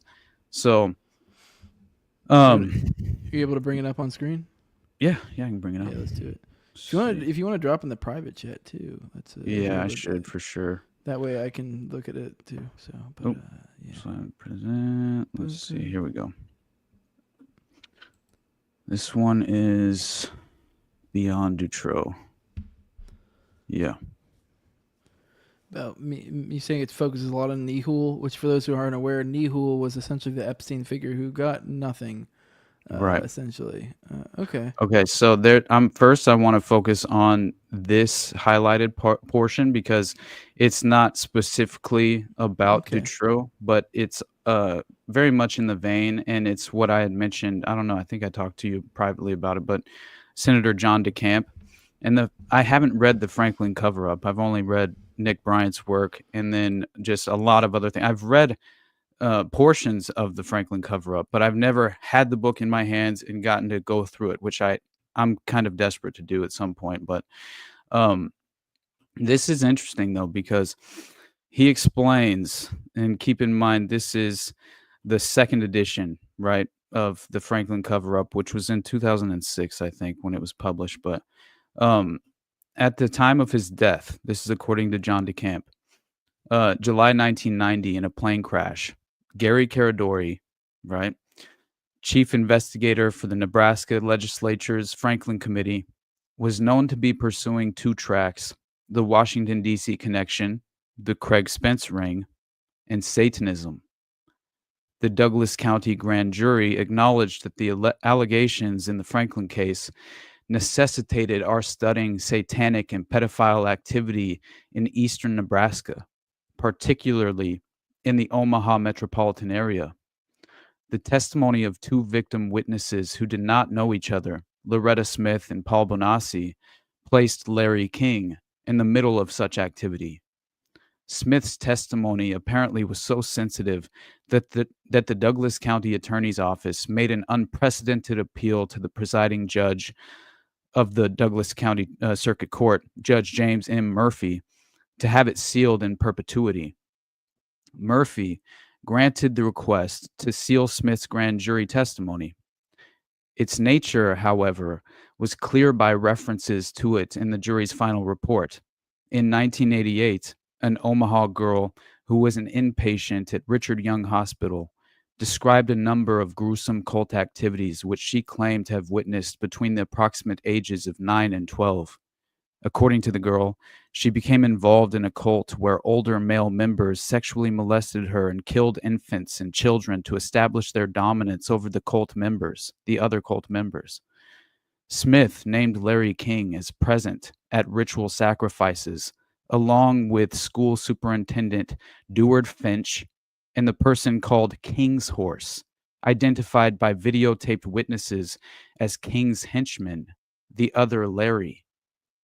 According to testimony from Paul Bonacci, Larry King had been recruited to a satanic cult by December 1980 at the latest. In his written history, Bonacci described how King picked him up after school one day in December and took me to the Triangle, which is in a wooded area in Sarpy County. I witnessed a sacrifice of a human baby boy. Everyone was chanting, and it was a yearly ritual around the time of Christ's birth to pervert the blood of Christ. They used daggers and cut the boy and filled the cup with his blood and mixed urine in it and forced all of us to drink from the cup and chant, "Satan is Lord Lucifer, our king. Realm of darkness, come now, empower us, your slaves." Then they all began to chant some weird sounds, and I got scared and was threatened I'd become the next sacrifice if I told anyone about it. Bonacci said he witnessed the participation of another Franklin-related figure. I did see Alan Baer take part in satanic activity on several occasions. Bonacci spoke to Dr. Julianne Denson Gerber about his activities as a member of 4 different satanic cults in Nebraska, some of which had 50 to 100 members. Does this not sound like the ultimate evil?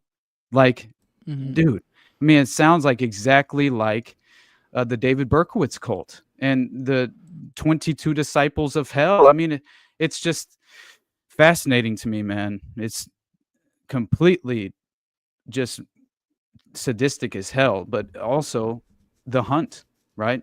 The same things involved in the Dutroux network, right? So Yeah. a groundbreaking account of satanic activities in Nebraska came from Kathleen Sorensen, the foster mother who took in Nellie and Kimberly Patterson after they fled from the Webbs.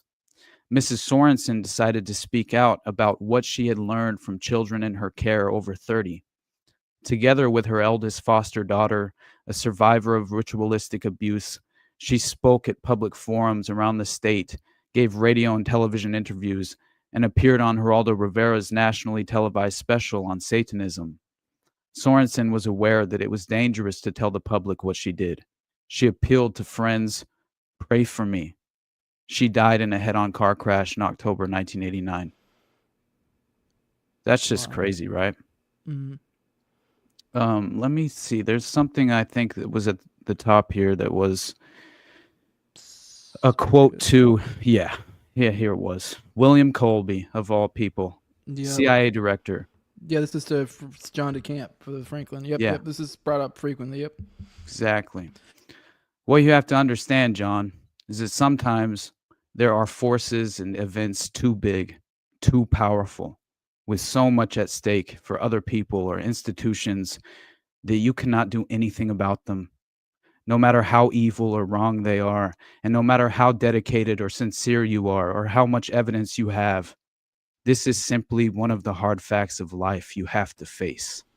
Former CIA director, Les Circle member, and Opus Dei sympathizer William Colby, giving advice to his friend, Senator John DeCamp, urging him to cease his investigation into the Franklin child abuse affair and to write a book about his experiences.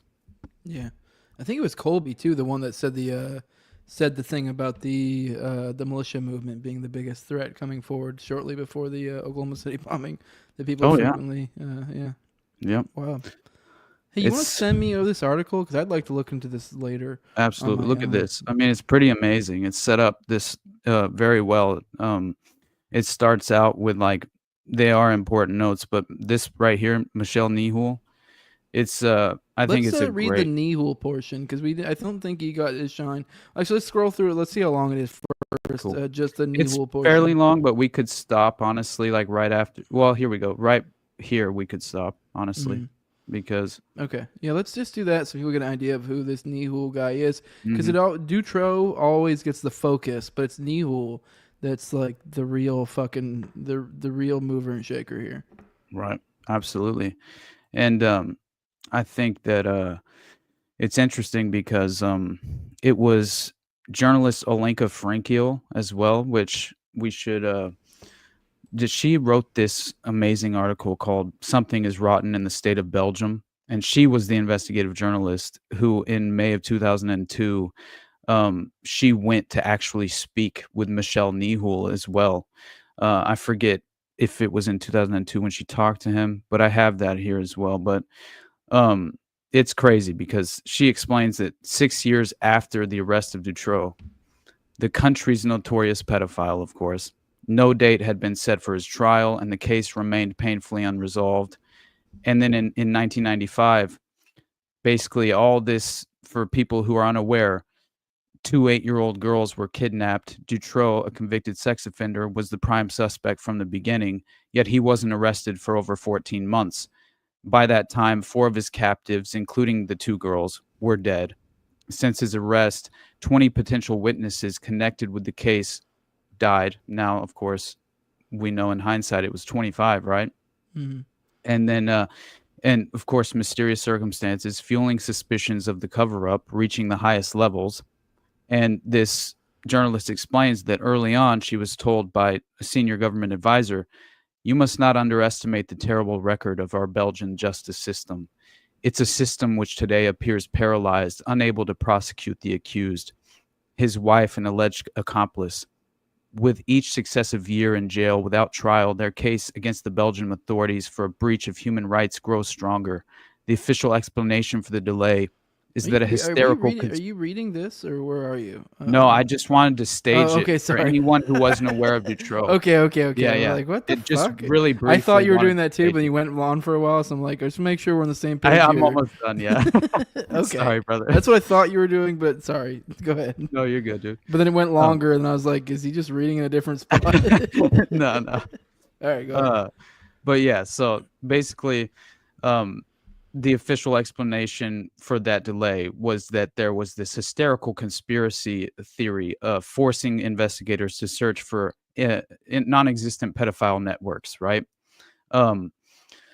So anyway, that part I think is worth mentioning just for anyone who isn't fully aware of what the Dutroux case involved. But so Nihoul himself is one of the most important reasons for speculation about a network, and of course this person had been arrested on August 16th, but the investigators I think it was after the investigators of Burley and Connerat found out that on August 10th, one day after Lelièvre, I think, and Dutroux had kidnapped Letitia, Nihoul had supplied Lelièvre free of charge with 1,000 ecstasy pills. The original investigators immediately suspected that these pills served as a payment for the kidnapping of Letitia, suspicions which were only fueled when Nihoul was unable to provide an alibi for August 8th, the day when at least 8 witnesses claimed to have seen Nihoul in, what is that, Bertrix? I don't know how to pronounce that, honestly, appropriately, but 1,000 ecstasy pills.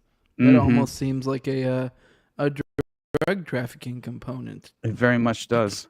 Yeah. And especially how the girls that were in his care, that were in the the dungeon, right, that he had created himself. It was so strange when they were discovered, right, because they were clearly, like, he had manuals of mind control, right? So he had mind control manuals and books on hypnotism. And so he was clearly hypnotizing them, and they were under this trance whenever they were discovered, and they were holding on to Dutroux and trying to kiss on him, and like, it was absolutely just disgusting, right? But I mean, they're abusers who they were attempting to reach out to, right, for help. And so the original investigators immediately suspected that these pills were, of course, the payment, as I said. And so, and so then Letitia was, of course, kidnapped, and 8 witnesses claimed to have seen Nihoul in around the same area and location where she was kidnapped. And so additionally, some of these witnesses claimed to have seen Nihoul in the presence of Dutroux or his van, who was carrying out an initial surveillance that day. So both Dutroux's wife, Michelle Martin, and Michel Lelièvre specified that Dutroux, at least in some cases, kidnapped girls according to specific wishes of clients. Martin stated that one of these clients was Michel Nihoul. So Michelle Martin, Dutroux's wife, she says, I have heard Mark personally telling Lelièvre that he should bring a girl from Michel Nihoul. If I haven't mentioned that before, that is because I'm afraid of that gang. I mean Nihoul, Mark Dutroux, and others in Brussels. I mean well-placed individuals who Nihoul knew. The connections of Nihoul made me fear for my children and myself. I was afraid because Jean-Michel Nihoul, Mark Dutroux, and Michel Lelièvre were part of a gang that was involved in all kinds of business like drugs, pills, girls, and forged papers. I have to say that at the time of the kidnapping of Sabine and Letitia, Michel Nihoul, as I already stated, often called to SARS, to my home. He was looking for Mark Dutroux. He didn't call for me. When Nihoul tried to reach Mark, he always remained vague. I never knew why he called so often to Mark Dutroux. Over time, I became more and more convinced that Mark Dutroux and Jean-Michel Nihoul did things that couldn't stand the light of day and which I was not supposed to know about. By the way, Mark told me that he went more and more to Brussels and met an increasing number of people in light of his activities with Michel Nihoul. Nihoul always gave me the impression that he had many connections that he could count on. Dutroux told me that Nihoul had taken care of many of Lelièvre's problems. He had prevented that he was arrested. He had worked out his fines and solved his money problems. Mark had accurately sensed that he would benefit from continuing to see Nihoul because of his connections and those of his wife, the lawyer. The more they saw each other, the more they opened up, of course. I think that at a certain moment, a mutual trust was built. I see evidence of that in a conversation between Lelièvre and Mark that I coincidentally heard, and in which Dutroux said that they had to bring back a girl for Nihoul. I think that Jean-Michel had influence on Mark Dutroux. Mark often told me that he was impressed by the connections Nihoul had. So, let's see. Oh, this probably be worth mentioning as well, because Anne and Effia Lambrechts, they were the young ones that were, I believe, found dead, right? And but something. Let me find this really quickly because I think it's let's see. I think it's worth mentioning. Michel Bourlet. I just wanted to find the part where basically Michel Nihoul flaunts his position, claims he'll never be held accountable. Some of the one interview where he literally then kind of on the slide dropped like, hey, for however much I can get you pictures of the, what was it, the king, I think, King Albert, and like a naked child, essentially, is what he said. I believe that might be what you're referring to, yeah.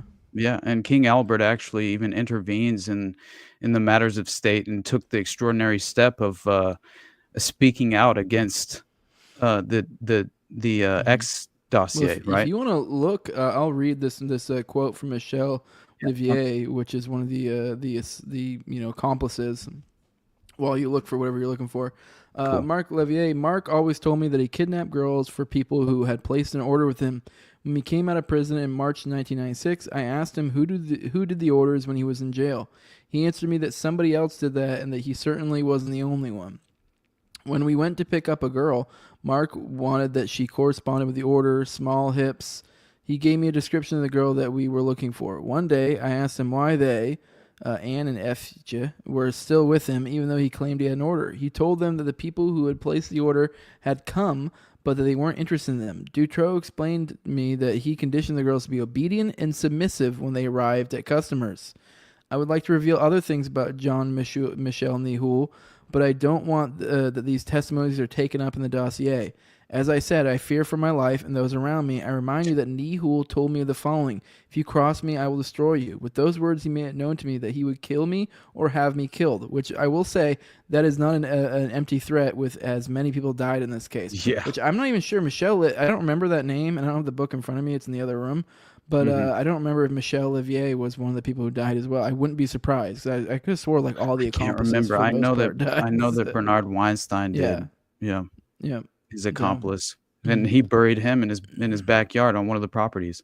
Yep.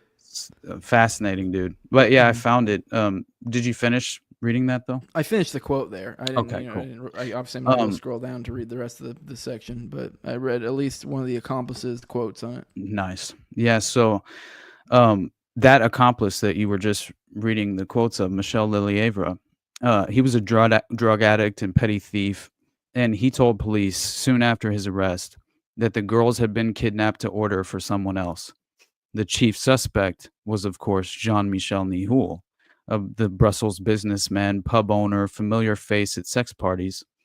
And while they had been in prison, Lelievre told police Dutroux and Nihoul met frequently in the exercise yard making plans. The judge investigating the case, Jean-Marc Connerat, believed Nihoul was the brains behind the operations. This was before he was dismissed, right? So, but as the network began to unravel, Lelievre suddenly stopped cooperating, saying he had been threatened. So the journalist I'd mentioned earlier, Frankiel, she claims that she met Nihoul in a restaurant in Brussels. "I am the monster of Belgium," he roared at me by way of greeting. He is confident he will never come to trial, and that the evidence against him will never be heard by any jury. During the course of our meal, he apparently playfully grabbed me, tickling, and finally pulled me over onto him in the restaurant booth until I had to appeal to my colleagues for rescue. He will never come to court, he said, because the information he has about important people in Belgium would bring the government down. The monster of Belgium denies he's a pedophile, but seemed to enjoy his notoriety and demanded 1,000 francs for his story. We declined his offer, but we did need to offer Nihoul a right to reply to the accusations made by Regina Louf, the woman now aged 33 at that time, whose testimony had divided Belgium. So, yeah, then it goes much more into Regina herself, who was X1. But yeah. By the way, Soul Explorer Coach says this article is called "Beyond the Dutroux Affair: The Reality of Protected Child Abuse and Snuff Networks." I don't know if you wanted to finish any more of this portion, if there's anything important on Nihoul you wanted to cover. I think there was a little bit, I think, if you scroll down. I'm not able to scroll because I don't have the file like you do. So I thought there was just a little bit more below that we wanted to read. There's there you go. Just that last paragraph probably. Yeah, although convicted for financial fraud, drug, and human trafficking due to an overwhelming amount of evidence, Nihoul was ultimately acquitted from charges that he was involved in the kidnapping and murder of any of Dutroux's girls. However, to anyone who has taken an in-depth look into the case, it's clear that a whole lot of leads had to be ignored and discarded before this conclusion could be reached, raising two important questions: how and why. Mm-hmm. And by the way, I had brought this up once, I think, on Already Dead, back when Adam was still around, I think, because it was when we first brought up Eye of the Chicken Hawk, and I was just like blown away because I read the portion on Dutroux, and my God, brother, it was about the Rosti Rastelli and the hypnotist that had put Effia and Anne under hypnotism the night of their abduction. And it's worth mentioning for a brief moment because, of course, keep in mind, each of Dutroux's victims and each of the individuals in the X dossier showed signs of DID, right? Showed signs of, it's just it's a clear tactic utilized in mind control, right? It's a technique that's often, I think it is a primary technique for hypnotizing, and it's very interesting because dissociative identity disorder, like if you research Project Monarch, it all begins to make sense, right? Because it's very much in the vein of abuse when you're a young child, right? And it creates these sort of multiple identities, right? And so the theory of DID, of course, is that trauma suffered from this very early age invokes the dissociative state. And so only way to survive that stuff, just like Soul Exploder coaching said. Yep, exactly. And real quick, Fire Pizza said, I watched an interview of Annette Lucas. I don't know if she's part of the Dutroux, but it was from Belgium and Castles and Children. Do you know of her? How much do you believe her? I don't know if she was part of that or not, but I mean, I don't think I've ever listened to her story. I've watched her show, talk to other people. She seems nice enough. I don't know. I don't really have any reason to disbelieve her, but I don't necessarily believe I don't want to really speak on it until I look into it, because as I feel like Fiona Barnett, William made me really question that, and I think I need to do the deep dive on exactly how she came up with her story, because I could we have to remember, right? We have to remain skeptical, and it's very possible that people who are just aware of these things, right? Maybe it's possible that they create a false contrived narrative, in some unfortunate state of distress, whether it's, in her example, according to William, it was some sort of like a custody battle, right, that she was involved in at the time. Very strange to come up with a story with such level of detail. Again, I haven't really, completely exhausted, right, all the different levers of research I should pull to try and attempt to corroborate her story as much as I can. But I've heard many people entirely dismiss and discredit her, and so I'm now a little bit more skeptical than ever before. It was just, when you have such level of detail, it's very hard for me, when you can corroborate some of those details, to just off the cuff, deny someone's story of such, right, tragic consequence. But anyway, the point being is that we have to remain skeptical. It's always possible that we could be misled by someone who just kind of fits. They kind of grab all the cookie cutter narratives from the stories that we're aware of, and then put them all into this this cauldron and stir it up. It's possible. But we have Fire Pixie saying she was saying her mother gave her over these people, and it started when she was 6, and now just lasts for years. Now that does seem to comport to what I've seen commonly. It seems like when they're young, they're sold into it or something, or that's what happened to Regina Louf. Her grandmother. Remember? No. Monica Lucas hosts workshops for incest support groups. I'm inclined to think she's legit. Okay. All right. I have Gigi Goose saying I've got somewhere to go. I got to get out of here too. We're getting a little bit long in the tooth. Dude. But I mean, we're almost at 2 hours. I got shit I got to do. My wife's going to wake up, be like, did you get anything done around the house? I'm like, I talked about Michel Nihoul. Cool, you're right. Yeah. I swear. By the way, real quick, for those watching live, as soon as we leave here, you can go right on over. I have a video premiering right now called Chasing Chicken Hawks with Lena Ajit. Nice. So that's premiering right now. So check that out. I didn't realize that she's like, what is she? I saw her on Nick Bryant's. Assistant to an attorney, right? Yeah, assistant to the not Michel Nihoul, to the Long Island serial killer. Yeah. One of the guys running that. So very interesting. I forget his name. Ray.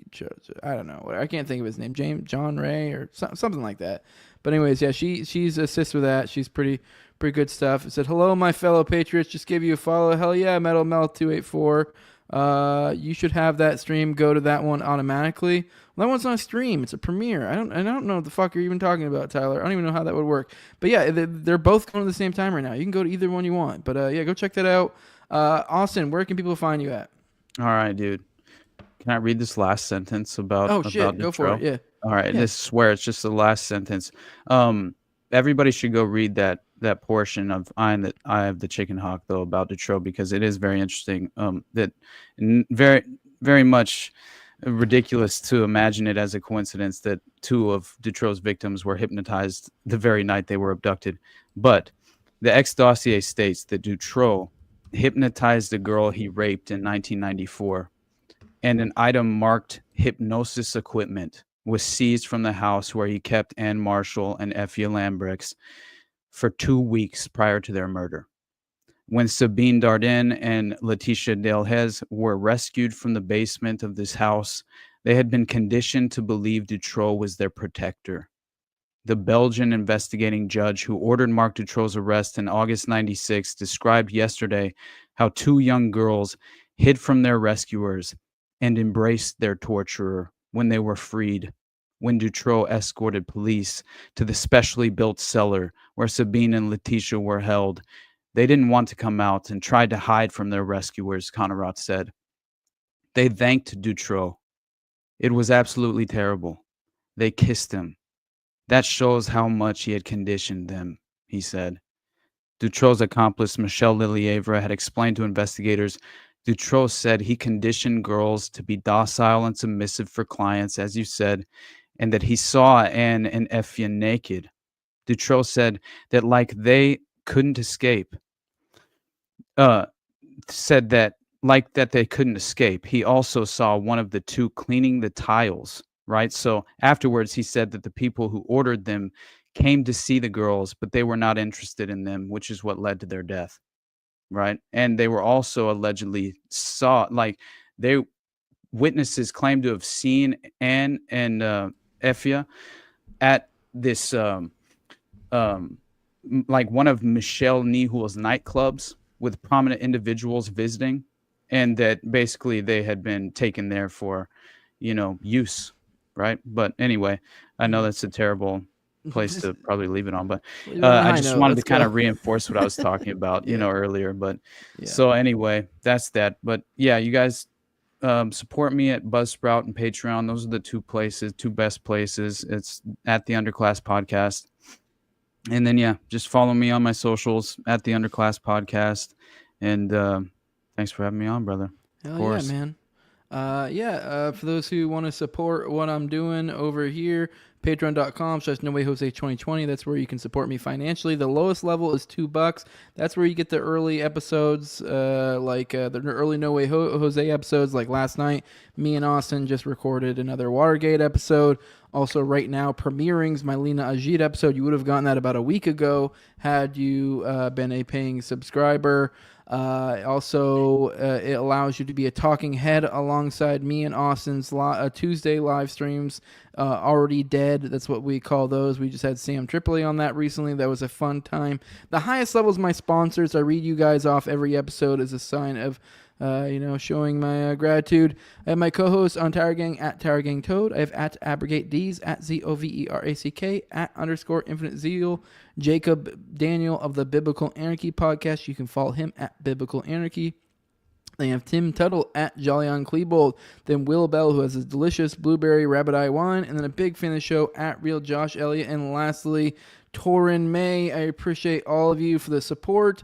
You guys help me do what I do. If you want to follow me on social media at Tower Gang Jose, that's the place to do it. Like, share, subscribe, comment, all that stuff. Boost this stuff up in the algos. Share this shit around. And hopefully we'll be seeing you guys here soon on a stream. Love you guys. Deuces.